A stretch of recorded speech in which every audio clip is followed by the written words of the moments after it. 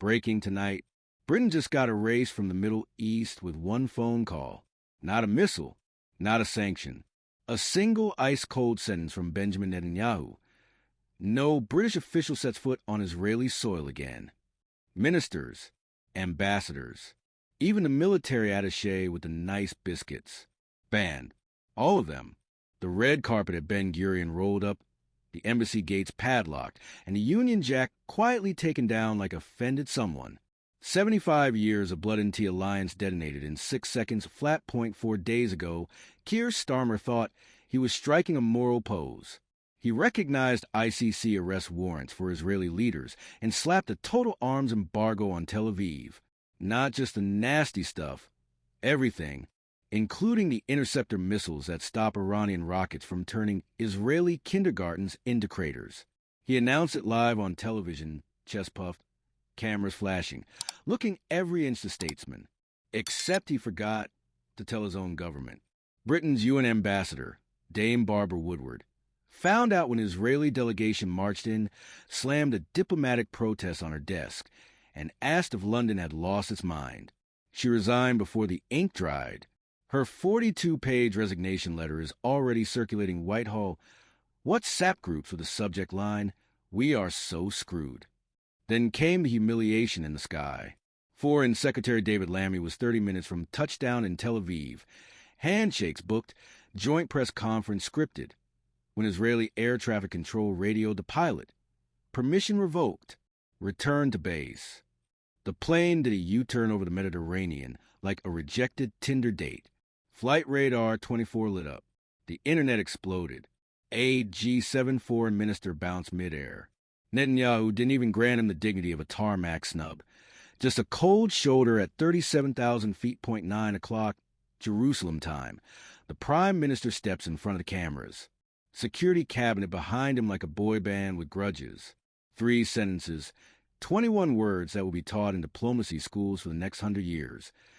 A nation that abandons its allies in her hour of need should not expect friendship in return. Mic drop. Lights out. Bridges burned, salted, and turned into a Netflix limited series. 0.6 hours later, Israel suspended every intelligence sharing agreement with the United Kingdom. Gone. Overnight. Decades of joint operations, billions of pounds, thousands of saved lives. Poof. In the last 3 years alone, Israeli tip-off stopped 17 terror attacks on British soil. 17. That's 17 tube stations still standing. 17 concerts that ended with applause instead of ambulances. That protection just switched off like a light in a horror movie. And it gets darker. Israeli cyber units that quietly babysit Britain's national grid, water pumps, the city's trading floors. They're packing up. Mossad now lists serving British ministers as security risks. Not opponents. Risks. As in, people you don't tell where the fire exits are. Let me give you a name. Michael Green, North London dad. In 2021, Mossad caught an Iranian-backed cell planning to kidnap his 14-year-old daughter because of his charity work. They passed the intel to MI5. She came home from school that day. She's alive because of a handshake deal that just got torn up by a prime minister chasing applause from the backbenches. Former MI6 Chief Sir Alex Younger called it the worst self-inflicted wound since Suez. Lord Robertson, ex-NATO Secretary General, said Britain just fired its most valuable bodyguard in the most dangerous postcode on Earth. These aren't partisan pundits. These are the men who built the walls Starmer just kicked down for a headline. The damage is rippling faster than a TikTok scandal. Saudi and Emirati ministers in closed-door GCC sessions reportedly asked one question. If London ditches Jerusalem today, do our defense pacts mean anything tomorrow? Jordan's palace is silent, which in diplomacy is the loudest scream of all. Britain has managed the diplomatic hat trick of being distrusted by both Israel and half the Arab world in the same weekend. Bravo. Markets didn't wait for the spin doctors. The pound nosedive against the shekel. Yes, the shekel laugh at sterling. 30 billion pounds of annual trade now under urgent review. Israeli venture funds froze every British investment overnight. $4 billion in tech partnerships rerouted to California and Warsaw before London could finish its breakfast briefing. On British streets, The chill is personal. Jewish schools that relied on Israeli security templates are rewriting evacuation plans with sticky notes and prayer. Synagogues are hiring private firms they can't afford. One North London mom told me last night, voice cracking, "My kids practice lockdown drills this morning because the grown-ups in government want to look kind on television." Inside, number 10, it's Lord of the Flies with nicer suits. Defense Secretary John Healey reportedly called the decision strategically suicidal. In a Cobra meeting you could hear down the corridor. Home Secretary Yvette Cooper was caught on a hot mic. "We just painted a target on 67 million backs." Leaked MI5 assessments, 217 pages stamped, secret UK eyes only. Warned Iranian proxies are already probing the new blind spots. One line reads, "Threat actors believe UK is now a soft state." Translation, the bad guys think we're open for business. Polling? Labor has fallen off a cliff. Conservatives polling in the mid-50s. Rishi Sunak's new slogan basically writes itself. "I won't get us banned from countries that keep us alive." Washington is apoplectic. One senior U.S. intelligence official told The Telegraph, off record but loud, "If we had to pick between London and Jerusalem, the choice was made for us years ago." Mike Pompeo went on GB News and basically read Starmer's political obituary live on aired at NATO corridors, are whispering the word no ally ever wants to hear. Unreliable. Poland. Remember Poland? The country we promised to die for if Russia rolls west, is quietly asking whether Britain would fold like a cheap suit if Moscow dangles a UN resolution.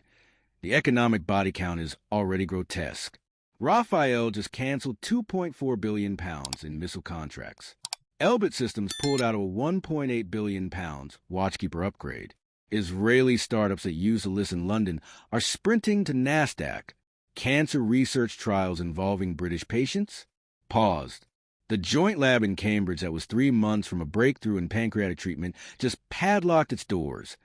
British students kicked out of Hebrew University mid-semester. BBC correspondents denied visas. The embassy in Tel Aviv reduced the sending cables that nobody on the other end is reading. And the worst part? The gap Israel just ripped open can't be filled. Not by Five Eyes. Not by the French.